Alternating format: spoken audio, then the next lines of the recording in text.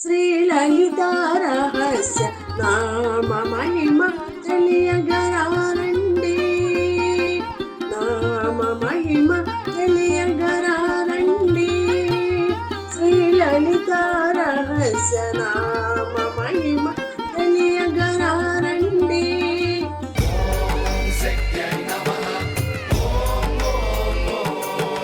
Telugu capital భక్తి టీవీకి స్వాగతం, సుస్వాగతం. నేను శ్రీలక్ష్మి. ఈరోజు మనతో సంస్కృత పండితురాలు, సంస్కృతంలో గోల్డ్ మెడలిస్ట్, కవియిత్రి, రచయిత్రి, ప్రముఖ ఆధ్యాత్మికవేత్త డాక్టర్ శ్రీమతి కుప్ప విజయశ్రీ గారు మనతో ఉన్నారు. విజయశ్రీ గారు నమస్కారం అండి. నమస్కారం శ్రీలక్ష్మి గారు. విజయశ్రీ గారు, శ్రీ లలిత రహస్య సహస్రనామాల ఫలితాలు చాలా చక్కగా వివరిస్తున్నారు. ఈరోజు ఏ రహస్యానికి ఏ ఫలితం అందిస్తారు? ఈ రోజుతో మనం పంచదశి మంత్రం పూర్తి చేసుకుంటామండి. అవును. అంటే మామూలుగా పంచదశి మంత్రోపదేశం గురుముఖంగా తీసుకున్న వాళ్ళే చెయ్యాలంటారు. ఇంకోటి పంచదశి మంత్రం అంటే అమ్మవారి మంత్రాల్లో మూల మంత్రం, దాన్ని మించిన మంత్రం లేదు.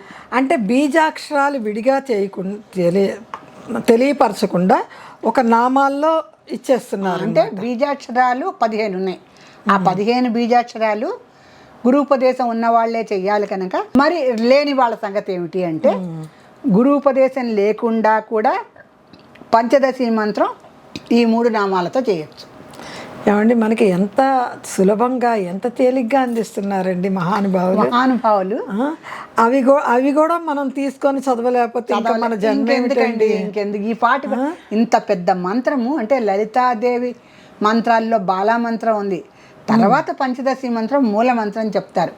ఆ మూల మంత్రము చాలా, దాన్ని మించిన మంత్రమే లేదంట. శ్రీ విద్యలలో ఉన్నటువంటి మంత్రాల్లో, శ్రీ విద్యల్లో ఉన్న అన్ని మంత్రాల్లో ఈ పంచదశి మంత్రం ఉత్తమోత్తమైంది. దీన్ని మించిన మంత్రమే లేదు.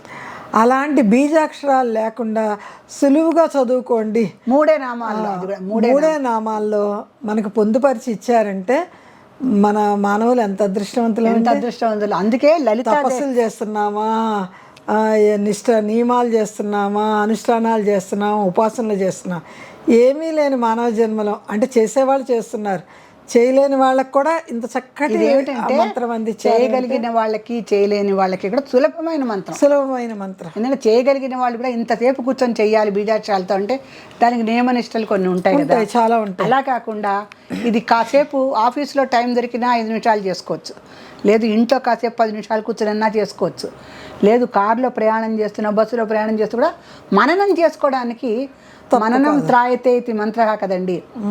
మంత్ర జపము చేయమని చెప్తున్నారు కలియుగంలో. అంటే నామయజ్ఞం అంటున్నారు దాన్ని. నామయజ్ఞం. మనం కామ్గా కూర్చుని లోపల ఆ నామం నడుస్తూ ఉండాలి. ఈ మధ్యలోనే ఒక చోట విన్నానండి, చాలా ఉన్నత స్థాయిలో ఉన్న ఒక జడ్జి మాట్లాడుతూ ఆయన రామ రామ రామ రామ రామ రామ అనుకుంటూ ఉంటాడు. మధ్యలో ఎవరన్నా ఆ జడ్జిమెంట్కి సంబంధించిన విషయాలు చెప్తే ఆ విషయం ఒకటి మాట్లాడి మళ్ళీ రామ రామ రామ రామ. ఆ నామయజ్ఞం ఆయనకి అలా నడుస్తూనే ఉందట. ఆయనకు వచ్చినంత కీర్తి ప్రతిష్టలు ఎవరికి లేవుట. అంత నిజాయితీగా ఆయన జడ్జిమెంట్స్ ఇచ్చేవారట. అలా నామయజ్ఞం చేయటానికి ఎంత సులభమైన నామాలు అమ్మవారు అందించిందంటే, ఆవిడ కూడా వసిన్యాది వాగ్దేవతల్ని పిలిచి నా నామాలు ఇలా సులభంగా మీరు రాయండి, మీరు రచించి ఇస్తే కనుక దీన్ని బట్టి వాళ్ళందరూ మోక్ష జ్ఞానం పొందుతారు కలియుగంలో అని చెప్తేనే ఆ వసిన్యాది దేవతలు ఇవన్నీ స్తుతించి తర్వాత రచించి ఇచ్చారనమాట. ఒక మందు తయారు చేసి క్యాప్సూల్ రూపేణ అందులో వేసి మనకు అందించినట్టే బీజాక్షరాలు భద్రంగా క్యాప్సూల్ రూపంలో ఇచ్చారు. అట్లా అది అందరూ లలితా సహస్రనామం బ్రహ్మాండ పురాణంలో ఉందని చెప్తూ ఉంటారు. కానీ బ్రహ్మాండ పురాణంలో తర్వాత వ్యాసుడు నిక్షిప్తం చేశాడు. దాంట్లో పురాణాల కన్నా ముందు ఉంది కదండి లలితాదేవి. అవునవునవును చెప్తున్నారు. వసిన్యాది వాగ్దేవతలు రచించి ఇచ్చారు, దాన్ని బ్రహ్మాండ పురాణంలో కూడా పెట్టాడు.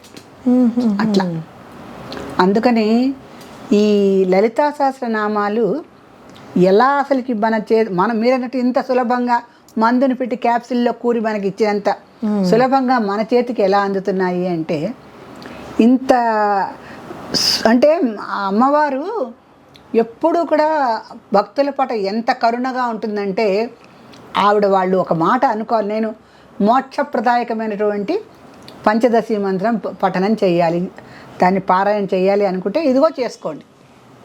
అని వెంటనే కరుణిస్తుంది, వెంటనే వాడికి వరం ఇచ్చేస్తుంది.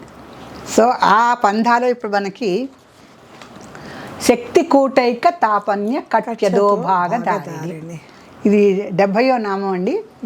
ఈ నామంలో 3వ నామానికి వచ్చేసాం మనం. ఎందుకంటే 3 నామాల్లో పంచదశి మంత్రం దాగి ఉంది, పూర్తవుతుంది దీంతో. ఇప్పుడు కటి భాగం వరకు వచ్చాం మనం. ఇక్కడ చక్రాలు కూడా అన్నీ చెప్పుకున్నాం.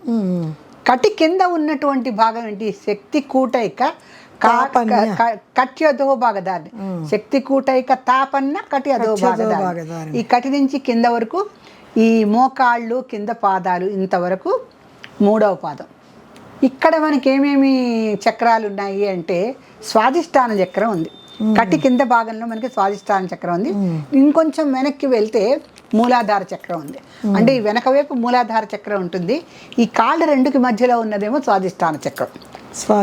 ఈ స్వాధిష్టాన చక్రానికి కూడా స్వాధిష్టానాంబు జగత చతుర్భక్త మనోహర శూలాధ్యాయుధ సంపన్న పీతవర్ణాతి గర్విత. అమ్మవారి పీతవర్ణంలో చాలా గర్వంగా ఉందాగా ఉంటుంది. మేధోనిష్ట మధుప్రీత బంధిన్యాది సమన్విత. మేధాశక్తి పెరుగుతుంది ఈ నామం ధరితే. అబ్బా. మేధోనిష్ట మధుప్రీత బంధిన్యాది సమన్విత దధ్యన్నాసక్త హృదయ హాకిని రూపధారిణి. ఎంత చక్కటి నామాలండి. అందుకని లలితాదేవి హాకిని దేవత రూపంలో ఉంటుంది ఇక్కడ ఈ స్వాధిష్టాన చక్రంలో. ఆవిడికి దధ్యన్నం ఇష్టం, అంటే పెరుగన్నం ఇష్టం. అంత ఏమీ ఖర్చు లేని నైవేద్యాలే అమ్మవారికి. చాలా అంత అన్నంలో పెరుగు వేసి చక్కగా కలిపెట్టి, మనం ముందు నామంలో చెప్పుకున్నట్టు ఇక్కడ కూడా పెరుగన్నం అంటే పెరుగులో అన్నం వేయాలి. అన్నంలో పెరుగు కాదు, నేతన్నం అంటే నేతిలో వేయాలి. అలాగే పాయసాన్నం అంటే పాలల్లో అన్నం వేయాలి. అట్లా అంటే ఏ అన్నాన్ని చెప్తున్నారో వాళ్ళు ఆది ఎక్కువగా ఉండాలి. ఇక్కడ మనకి ఈ దధ్యన్నం అన్నారు కనుక, అంటే ఇంత అన్నం పెట్టుకొని ఇంత పెరిగేస్తాం కదా, ఇంత పెరుగులో ఇంత అన్నం వేయాలి. అంటే అది దధి అన్నం, అన్న దధి కాదు, దధి అన్నం. అందుకని బాగా పెరుగులో, చిక్కటి పెరుగులో, తెల్లటి పెరుగులో చక్కగా అన్నాన్ని వేసేసి అమ్మవారికి నివేదన చేయాలి. దీని తర్వాత వెనకాలకి ఇంకొంచెం ముందుకు వస్తే మనము మనకి ఈ వెన్నుపూసకి చివరగా మూలాధార చక్రం ఉంటుంది. వెన్నుపూస చివర దానికి గణపతి అధినాయకుడు. మనం కూర్చునే భాగం అందుకే మూలాధారం. అది లేనిదే మనం కూర్చోలేము, అది లేనిదే ఉంచోలేం కూడా. ఆధార చక్రం అంటారు కదా, ఆ మూలాధార చక్రానికి మూలాధారాంబుజ నిలయ పంచవక్త్రాతి సంస్థ అంకుశాది ప్రేరణ వదనైక సమన్విత ముద్గౌదనాసక్త చిత్త సాకిన్యామ స్వరూపిణి. అమ్మవారి ఇక్కడ సాకిని రూపదేవతలో ఉంటుంది. ముద్గౌదనం అంటే పెసరపప్పు అన్నంలో కలిపి, అంటే ఇక్కడ కూడా పెసరపప్పు ఎక్కువ, బియ్యం తక్కువ, అలా వండాలి. మరి క్యాన్సర్ నిరోధకానికి పెసరపప్పుని ఎక్కువ వాడమంటారు కదండి, వాడమంటారు కదా. అందుకని పెసరపప్పు, జీలకర్ర, అన్నము వేసి చక్కగా ఉడకబెట్టి మెత్తగా అయిన తర్వాత అంత నెయ్యి వేసి దాని మీద ఇంకా కావాల్సిన వాళ్ళు కొంచెం పోపు కూడా, కరివేపాకు వేసి చక్కటి పోపు పెట్టి గుమగుమలాడేటువంటి కరివేపాకు, నెయ్యి అన్నీ వేసి దాంట్లో పోపు పెట్టి ఆ వేడివేడి పులగాన్నాన్ని మూలాధార చక్రదేవత అయినటువంటి ఆ సాకిని రూపదేవతకు పెట్టి, దానికి అధినాయకుడైనటువంటి గణపతికి కూడా మనం నమస్కరించుకోవాలి, గణపతికి. సో ఇక్కడ మనకి మూలాధార చక్రము, స్వాధిష్టాన చక్రము, అక్కడేమో దధ్యన్నము, ఇక్కడేమో పులగాన్నము, ఈ రెండు పెట్టేసి మనము అంటే మనకి కటి ప్రదేశం నుంచి పాదం వరకు ఉన్నటువంటి దేవతల్ని, అంటే చక్రాది దేవతల్ని మనం ఎలా పూజించాము, వారికి ఏ నైవేద్యాలు పెట్టామో తెలుసుకున్నాం. ఇలా తెలుసుకోవటం, అవసరమైతే నైవేద్యాలు కూడా పెట్టుకోవడం ఆ రోజున పరిస్థితిని బట్టి. మొత్తానికి ఈ 3 నామాలు మనము పంచదశి మంత్రానికి మారు పేరుగా, అంటే పంచదశి మంత్రం బదులు ఈ 3 నామాలు చదువుకుంటే కూడా పంచదశి మంత్రంతో సమానం అని చెప్తున్న నామాలు ఏమిటంటే 3 ఒక్కసారి మననం చేసుకుందాం. అంటే పంచదశి మంత్రం చదివితే ఎంత ఫలితం వస్తుందో అంతే సమానంగా వస్తుంది వీటికి కూడా. అంటే పంచదశి మంత్రం ఏమో బీజాక్షరాలతో కూడుకున్న 15 అక్షరాలు, ప్రతి 3 లైన్లు ఉంటాయి, ప్రతి లైన్కి చివరి హ్రీం అని వస్తుంది. ఆ హ్రీంకారంతో కూడుకున్నటువంటి 15 అక్షరాలుతో ఉన్నటువంటి బీజాక్షర మంత్రాన్ని అందరూ చదవలేరు కనుక ఈ 3 నామాలు చదువుకోండి అని సులభంగా మనకు ఉపదేశించింది అమ్మవారు. అది మొదటి నామం అంటే శ్రీమద్ వాగ్భవ కూటైక స్వరూప ముఖ పంకజ. రెండోదేమో కంఠాద కటి పర్యంత మధ్యకూట స్వరూపిణి. మూడోదేమో కట్యదో భాగధారిణి, అంటే కటి నుంచి కిందకుంది కనుక ఆ కింద నుంచి అంటే కంఠాద కటి పర్యంత మధ్యకూట స్వరూపిణి చెప్తాక శక్తికూటం. ఇదంతా కూడా శక్తికూటం అండి. కాళ్ళు లేందే, ఈ మోకాళ్ళు లేందే, ఈ మూలాధార చక్రం లేందే, ఈ స్వాదిష్టాన చక్రం లేందే శక్తే లేదు అసలు. ఎంత శక్తి ఉంటే స్త్రీ ఒక ప్రసవాన్ని చేస్తుందండి. దానికి మన స్వాదిష్టాన చక్రమే కదండి సృష్టికి పునఃసృష్టి చేయడం ఒకటిను. ఎంత శక్తి ఉండాలండి. శక్తి కూటైక తాపన్య కటి అదో భాగదారిణి. ఈ కటి కింద ఉన్న ప్రదేశం అంతా కూడా అంటే అమ్మవారు స్త్రీ కనుక మనం ఆ స్త్రీ రూపం ఎక్కువ చెప్పుకుంటున్నాం. అవునవును. అసలుకి మానవ జాతి మొత్తానికి కూడా కటి ఉన్న కింద ప్రదేశం అంతా కూడా అంటే మోకాళ్ళు కానీ పాదాలు కానీ వెనకాల వెన్నుపూస కానీ ఇవన్నీ కూడా ఏంటంటే మీరంటూ మనం కూర్చునే మూలాధార చక్రంగి వెనక భాగం అంతా వస్తుంది. ఇవన్నీ కూడా శక్తి కూటాలు. ఈ శక్తి కూటంతోనే సృష్టికి పునఃసృష్టి జరుగుతోంది. ఆ రకంగా ఈ 3 నామాలు అంటే శక్తి కూటైక తాపన్న కటి అదో భాగధారిని 3వ నామం. ఈ 3 నామాలని వాడు చదువుకున్నట్టయితే వీటిని కూడా గుత్తి నామాలని చెప్పాలి. పంచదశి మంత్రానికి సమాంతరమైనటువంటి 3 నామాలు చదువుకుంటే శ్రీ విద్యలో ప్రప్రథమమైనటువంటి మోక్ష సాధనకు ఉపయోగించే ఉత్తమోత్తమ మంత్రంతో సమానమైనటువంటి నామాలు ఈ 3 అన్నమాట. దాంతో సమానంగా మనం పారాయణ చేసినట్టే. అసలు ఈ నామపారాయణ జీవితాన్ని చేసేస్తుందండి. తరింపచేస్తమే. ఇక మోక్ష సాధనకు ఉపయోగపడేది కదా. లౌకికమైన కోరికలు అవి కావాలనుకోండి, కానీ ప్రతి మనిషికి కావాల్సింది ఈ నామం. అంతే. నావ దాటాలంటే మనం ఈ నామం కావాల్సిందే. చాలా అద్భుతమైన నామం అండి. చాలా అద్భుతమైన నామం అండి. మన ఆ జీవన సాగరంలో మనం చివరి ఒడ్డుకు చేరుకోవాలంటే అదే మోక్షం గనక ఆ మోక్ష సాధనకు పనికొచ్చే ఈ 3 నామాలు మనం కనుక చక్కగా పారాయణ చేసినట్టయితే మనందరం పంచదశి మంత్రోపాసన చేసి తరించినట్టే లెక్క. శ్రీమాత్రే నమః. ఇప్పుడు మన లాటరీ సిస్టమ్ కూడా ఇలాగే ఉంది. అంతే కదండి.